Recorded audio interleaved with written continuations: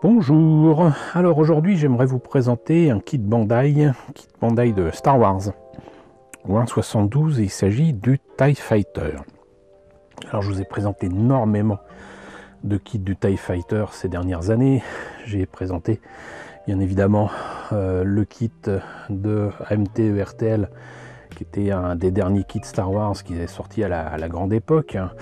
Que je vous recommande toujours d'ailleurs parce qu'ils l'ont ressorti il n'y a pas très longtemps, même si c'était par un et non par deux, mais ça reste un excellent kit. Je vous ai présenté, si je ne me trompe pas, bien évidemment les kits Easy Kit et Easy Kit Pocket de Revell. Si vous ne les avez pas vus, ça faisait partie pourtant des premières vidéos de la chaîne, hein. Donc voilà, j'espère que vous me pardonnerez d'avoir commencé avec des vidéos qui sont pas franchement à la hauteur, et sinon je vous ai certainement présenté aussi, si ce n'est pas le cas, vous m'en excuserez, mais il me semble que je vous ai présenté le kit de Fine Modes, à vérifier cependant. Et là du coup sur Vinted, pour changer, j'ai trouvé donc ce TIE Fighter au 1.72 et ma foi à un prix tout à fait correct pour un kit qui en plus commence à dater, hein, puisqu'il est indiqué ici qu'il date de 2017. C'est même une boîte suffisamment vieille pour que le logo Bandai soit encore rouge et non pas bleu comme maintenant. Comme vous voyez, donc il y a quand même une belle illustration qui nous montre donc le TIE Fighter classique. Il fait partie de ces kits qui ont été importés par Revell et distribués surtout par Revell en Europe avec, comment dirais-je, j'ose dire que c'était fait avec un petit peu de retard. Mais voilà, ça a été fait, donc ça c'est le principal. Là on voit le modèle monté peint avec le support qui reprend les détails de la surface de l'étoile noire et même les lasers du TIE Fighter qui sont verts, donc tout va bien. Hop. Et là on a des images vraiment, mais c'est putain beau repost à ce niveau là, c'est des nano pictures, c'est minuscule. Je n'arrive même pas à voir s'il s'agit d'images des films, des séries, des jeux vidéo, j'en sais rien. Mais reste que donc là, il y a encore de belles images du TIE Fighter qui est entre le bleu et le gris, là où dans la Guerre étoiles on le voit plutôt blanc. Et là, des images, des détails du kit avec des précisions comme des autocollants ou des décalcos, des tours de, comment dirais-je, de verrière qui sont creux, qui sont vides, ou alors avec des pièces transparentes, parce que dans les modèles de tournage il n'y avait pas de pièces transparentes pour éviter les reflets. Les détails du cockpit, donc les lasers, donc la display base comme je vous disais avec les détails de l'étoile noire. Il y a même des détails du bulbe. On ne s'attendrait pas à ce genre de choses, mais il y a des détails mécaniques dans le bulbe. Et enfin, il y a un pilote assis. Et je crains que comme c'est un modèle qui a été fait pour l'exportation, il n'y ait pas le pilote debout. Et ça veut peut-être rien dire pour vous, mais pour moi ça veut dire beaucoup. Et notamment ça veut dire que, en fait, le kit que vous voyez là, quand vous le prenez au Japon, il y a un détail qui m'échappe d'ailleurs, je ne comprends pas cette décision, mais il y a un détail qui fait qu'on sait que ça vient du Japon et non pas d'un kit distribué à l'étranger, notamment là par Revell Allemagne. C'est qu'il y a le pilote ou une figurine, en tout cas une figurine qui normalement devrait être debout et qui s'ajoute à cette maquette. Et cette figurine en fait est réduite à peau de chagrin littéralement, puisqu'en fait on se retrouve avec une figurine plate. Je vous l'ai montré plusieurs fois sur plusieurs kits Bandai, je vous en ai parlé plusieurs fois, notamment il me semble que c'était pour le X-Wing, mais c'est pareil pour le Faucon Millenium. Enfin voilà, si vous voulez savoir si les kits viennent vraiment du Japon ou si c'est des trucs exportés et distribués à l'étranger, bah, c'est la différence qu'il y a. La raison pour laquelle ils font ça, je ne la connais pas. Reste que donc on a fait quand même le tour de la boîte. Voyons s'il y a quelque chose de l'autre côté. Non, il n'y a rien. Donc bah écoutez, on va voir ce qu'il y a à l'intérieur de la boîte. Alors, on va commencer par la notice.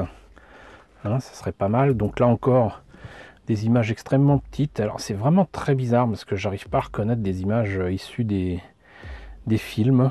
Voilà. Pourtant ils mettent là les images proviennent des films. Bon, s'ils le disent, à mon avis, c'est peut-être d'une édition récente, je sais pas, mais c'est quand même très très bizarre. On notera par contre que ça fait partie aussi des choses qui prouvent que c'est des kits Bandai récents et qui ont su évoluer avec le temps, puisqu'ils ont compris que leur kit dépassait les frontières japonaise, et donc là on a quand même une notice qui est à la fois en japonais et au moins en anglais, ce qui est déjà pas mal, et un anglais qui veut dire quelque chose, donc ça c'est bien. On a une image du modèle monté et peint, on voit encore que il est dans les teintes grises, bleues, voilà, plutôt que blanc gris. Là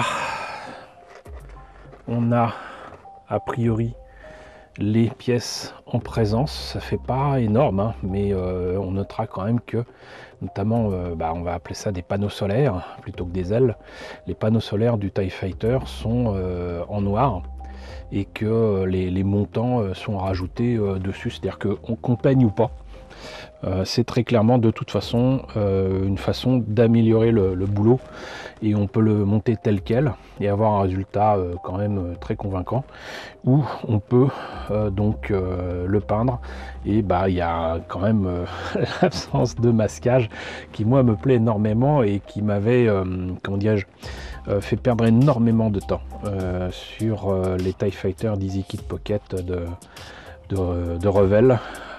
Donc ça aussi j'en avais parlé il y a très très longtemps si vous voulez voir, mais bon, sinon quelque chose me dit que c'est pas le début de la notice. Voilà, là on a les premières étapes. Donc les premières étapes, visiblement c'est assez étrange la façon dont ils présentent ça, mais ils indiquent qu'on va commencer par le cockpit.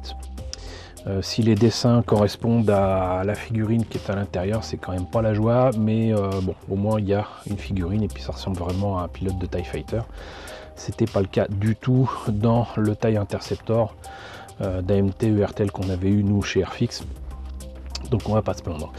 Il y a un bulbe à mettre autour donc de cette partie cockpit, un bulbe qui n'est pas pour autant le bulbe final du TIE Fighter, puisque là donc du coup on a donc le bulbe en question qui s'ajoute, et on peut choisir effectivement entre des pièces transparentes ou des pièces creuses.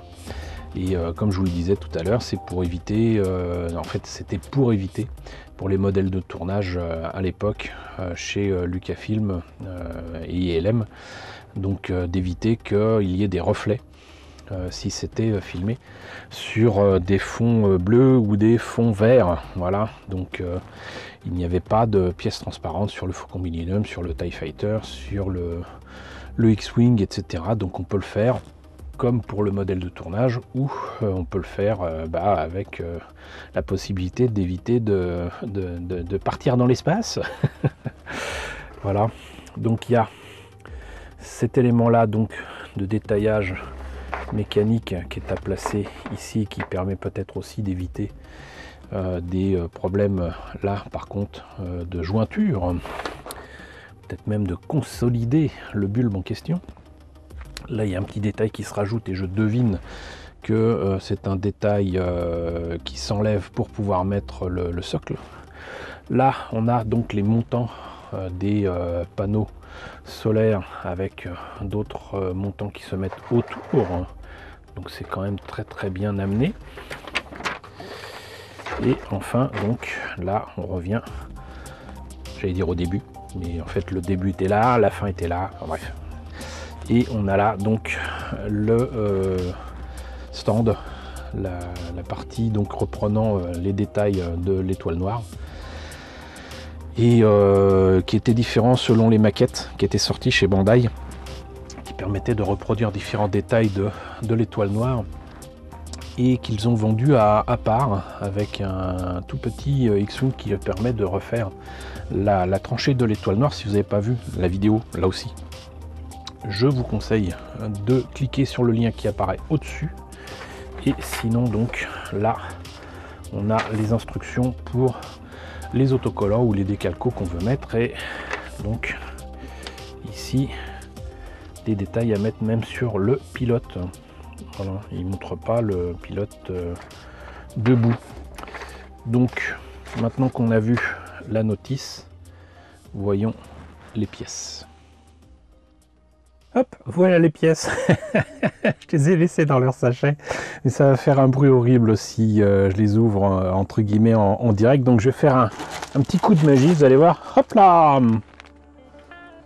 et hop là. Bon, excusez-moi, c'est juste que j'ai vu pas mal de vidéos qui faisaient ce genre de choses. Je trouvais ça sympa, mais je suis incapable de reproduire ça avec, comment dirais-je, la même minutie, même si c'est un effet cinématographique des plus communs. Je vous parlais tout à l'heure des modèles exportés, et voilà, vous voyez le pilote assis et le pilote debout. Vous voyez qu'il est tout plat, aussi plat que ces panneaux solaires, mais panneaux solaires dont on appréciera quand même le détail, les grilles, j'allais dire ouvragées. Donc ça, c'est pour une première grappe noire, qui est déjà noire. On en profite pour montrer les décalcos ici. J'ai l'impression qu'ils sont partis du principe qu'on pourrait se rater sur le cockpit, parce qu'il y a quand même deux trucs, peut-être pour les mettre de côté, mais j'en doute. Quand même un nombre impressionnant de décalcos. Bah non, je suis bête, c'est parce qu'en fait il y a les pièces transparentes et les pièces pas transparentes, donc du coup on peut mettre les décalcos sur les pièces en question. Et donc là on a la même chose, mais donc en autocollant, et vous voyez que c'est pas du tout la même chose, puisque la couleur dépasse de l'endroit où c'est pré-découpé. Voilà, je pense que là par exemple ça peut être intéressant de mettre les autocollants plutôt que les décalcos, ça sera plus facile à placer. Mais un jour il faudra que je vous fasse un sujet sur les décalcos, parce que c'est pas la mort d'utiliser les décalcos, et c'est peut-être parce que j'ai jamais connu que ça quand j'étais plus jeune, hein. Mais franchement, faut pas avoir peur de ce genre de choses. Là, nous avons donc les montants des panneaux, et ce sont deux grappes différentes, puisque là vous avez, j'allais dire, l'extérieur, la partie extérieure des panneaux, et là la partie intérieure où il y a forcément les montants du bulbe qui sont là. Mais vous voyez quand même là aussi le détail, un petit jus là-dessus, et franchement hop là, c'est parti. C'est impressionnant le niveau de détaillage de Bandai pour ces maquettes, que ce soit des maquettes normales ou des maquettes de science-fiction. Et là franchement c'est plus que de la maîtrise, là c'est de l'art. Voilà, je parlais tout à l'heure des pièces transparentes, du coup les voilà. Vous voyez, donc il y a le haut du cockpit et donc du bulbe, et sinon la verrière. Et ça forcément à peindre c'est pas la joie. Donc autocollant ou décalco, moi je mettrais rien du tout là-dessus, je le peindrais, mais j'aurais préféré en fait qu'ils fassent, je crois que c'était le cas pour Fine Molds. Fine Molds a livré leur maquette du TIE Fighter avec des masques qui permettaient de masquer justement la partie transparente pour pouvoir peindre plus facilement. Ça aurait été vraiment appréciable.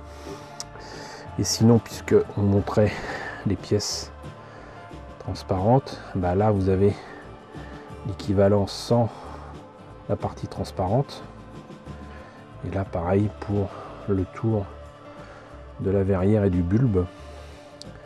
Là le bas du bulbe, et même à l'intérieur de la pièce vous avez des détails. Et là c'est pareil, vous voyez, parce que ça c'est la partie bulbe intérieure.